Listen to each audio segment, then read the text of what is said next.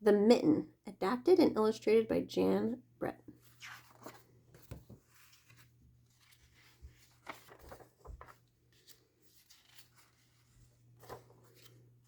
Once there was a boy named Nicki who wanted his new mittens made from wool as white as snow.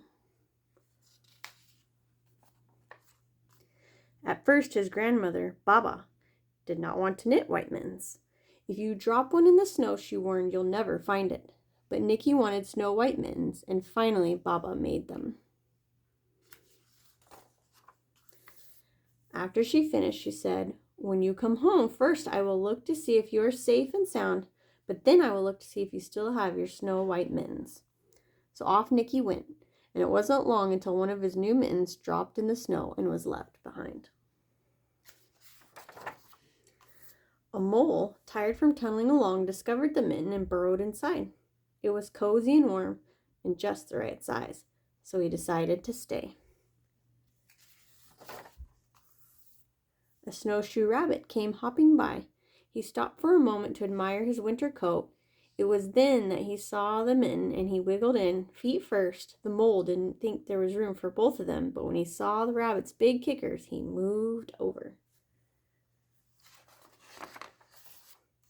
Next, a hedgehog came snuffling along. Having spent the day looking under wet leaves for things to eat, he decided to move into the mitten and warm himself. The mole and the rabbit were bumped and jostled, but not being ones to argue with someone covered with prickles, they made room. As soon as the hedgehog disappeared into the mitten, a big owl, attracted by the commotion, swooped down. When he decided to move in also, the mole, the rabbit, and the hedgehog grumbled. But when they saw the owl's glinty talons, they quickly let him in.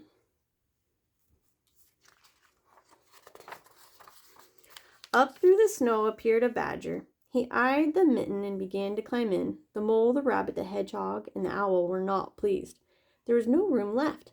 When they saw his diggers, they gave him the thumb.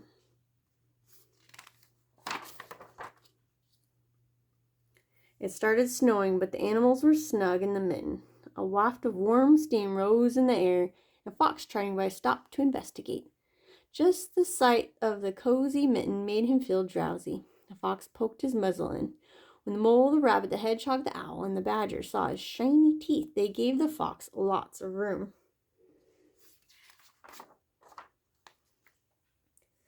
A great bear lumbered by. He spied the mitten all plumped up. Not being one to be left out in the cold, he began to nose his way in. The animals were packed in as tightly as could be. But what animal would argue with a bear? The mitten swelled and stretched. It was pulled and bulged to many times its size, but Baba's good knitting held fast.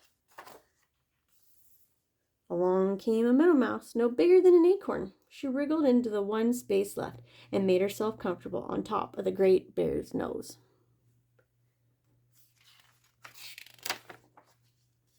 The bear, tickled by the mouse's whiskers, gave an enormous sneeze. Ah, ah, achoo!